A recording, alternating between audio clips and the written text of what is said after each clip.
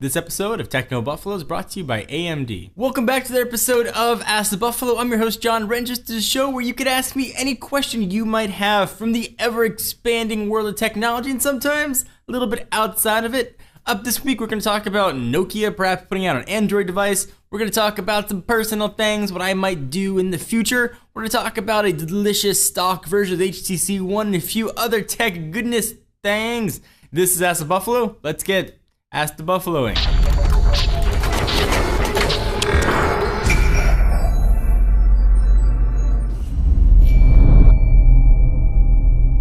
First question comes from Twitter. User Kyle Hole asks, at John4Lakers, do you think Nokia will ever go to Android if Windows Phone never really takes off? A lot of people thought Nokia was going to go to Android when their Symbian platform that they were backing started to flail and falter. It was really popular around the world, but they weren't getting traction against iOS and Android. They surprised everyone when Microsoft swooped in like a romantic Fabio and picked them right up off their feet and whispered sweet nothings and said Windows Phone is going to be the next great operating system. We should give you a ton of cash. You should put it on all your phones. And of course, Nokia was all, oh, my hero.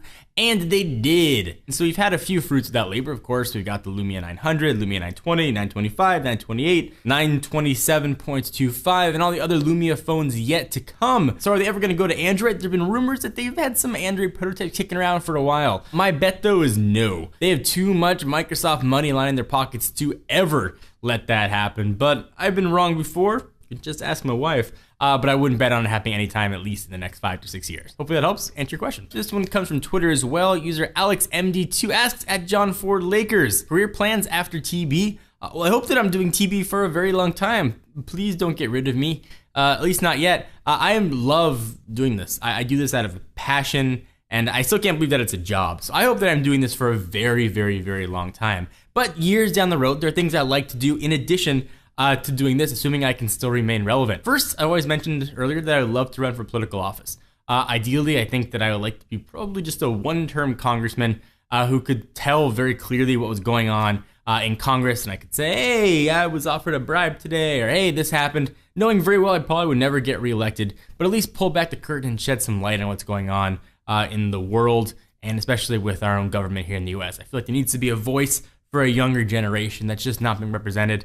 And I would love to try and be that voice. Also, having started a small business and sort of going through that struggle looking for funding, I would love to start a Techno Buffalo fund or a John Rettinger venture capital firm where I can invest in small startups.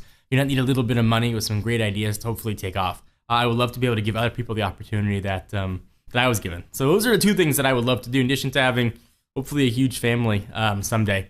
Hopefully that helped answer your question. All right, the next one comes from Benjamin Nicolaju, who asks, at John4Lakers, what inspires the team aside from the audience? Well, I can't speak for the rest of Techno Buffalo staff, but I can say for what has sort of inspired me and gets me moving every day and got me out of bed during the bad days when we tried to launch Techno Buffalo, we crashed and failed, and that is, I hate to lose. I am insanely competitive to a fault. If there's a site that's bigger or there's a YouTube channel that's larger, I need to compete. I don't always have to win, but I always got to feel like I am doing my best to fight and sort of get up every day and do the best that I can. And if I don't, I feel really bad about myself. If I come into work and I don't film or I don't get a chance to do everything I want to do, I go home feeling really crappy, in all honesty. So that motivates me. Also, the ability to certainly provide for a family is a big motivating factor for me as well. And also the ability to maybe make a difference, even if it's a small way, to some folks out there. Picking a cell phone is a nice choice. Picking the best tablet is a nice way to help. But maybe I could inspire someone to be a little nicer to a kid at school, or maybe have an outlook a little bit different, or perhaps inspire someone to start their own business. That'd be ways I like to try and make a difference, and doing things like that, even if it's only 1 or 2 times throughout my entire career online. I think it'll be worth it. Next question comes from Gorgim013, who asks, at John4Lakers, what do you think about the HTC One Googly Edition? Well, that just got announced a few days ago after weeks of HTC saying, nope, you ain't gonna do that. Don't look over here. We don't have an HTC Nexus Google Edition phone. And then they said, yeah, we do. I'm super excited about it. But it begs a very interesting questions. So when HTC is trying to sell the HTC One and Samsung's trying to sell the Galaxy S4, they're selling the software features. Samsung is saying, hey, look at all of our awesome S stuff that we got going on, and then they're saying, hey, maybe you don't want any of that, you just want the phone itself. And same thing with HTC, they're saying, hey, our Sense is awesome, we got blink feed, but hey, here's an option to not have that. So it kind of makes you wonder how effective those marketing campaigns are going to be, or if the companies are trying to sort of undermine themselves. We had a big debate here in the office in our company chat room about all that stuff. So I think there's a lot of interesting things about it. Either way though, I think anytime there's choice for the consumer to pick the best device for them, I think that works out well. $600 is definitely an expensive proposition. It almost double the cost of the Nexus 4, but people want to buy it. It's going to be there. I can't wait to check it out. I would love an HTC One with stock Google without having a root or anything like that. I think it'd be pretty cool. So just from a geek standpoint, I'm kind of excited. What do you guys think? You excited? Not excited? I would love to hear your thoughts. So let me take a minute to thank our friends at AMD. So we've already checked out what AMD's A-series processor can do when it comes to games. We played some serious Left 4 Dead, kicked up the settings 1080p, and it handled it no problem. But what about stuff that you do on a regular basis? Maybe you don't play games every day, but you want to do your word processing and maybe some light games from the Windows Store. Let's go ahead and check out how that works. So we've got Microsoft Office 365 all loaded up here. I use Microsoft Word the most, so let's go ahead and launch that guy. See how quickly it loads, switches on over to desktop mode. Go ahead and open up a new blank document, and you are good to go. And as quickly as you can type is as quickly as it will show up there. So there's no delay, no lag, anything you want to do, it can absolutely rock it. Let's go ahead and close on out of here. Don't save, and all the rest of the Microsoft Office suite opens up really quickly. So let's go ahead and open up, for example, Excel. So first time it's ever been opened on this computer, actually. And boom, we are good to go. So what about some light gaming as well? Let's say you want to play some Cut the Rope. We had that one all queued up.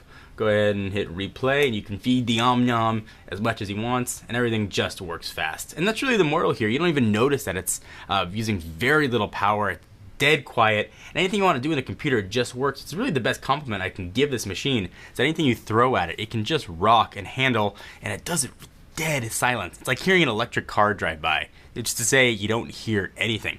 And I really got to give this thing a ton of credit. Let's go ahead and try one more. What about some Fruit Ninja? Let's go ahead and open that sucker up right here. And we can play some Ninja. You can see on any touchscreen it'll work. I mean, this comes in tablet format, of course, you'll be able to play it right on the touchscreen. And things just work fast. Fans aren't even loaded up on this guy.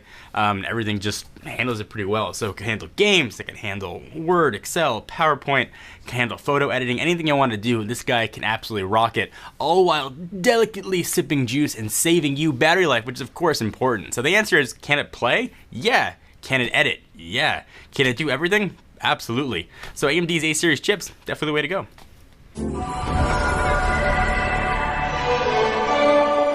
Thank you guys for watching the episode of Ask the Buffalo. Hope you guys enjoyed. I am your host, John Rettinger. I'm back here every week answering your questions, so please continue to ask them. We most definitely appreciate it. Give the video a thumbs up. Check us out at technobuffalo.com for the latest and greatest tech news, and I'll see you in the next video.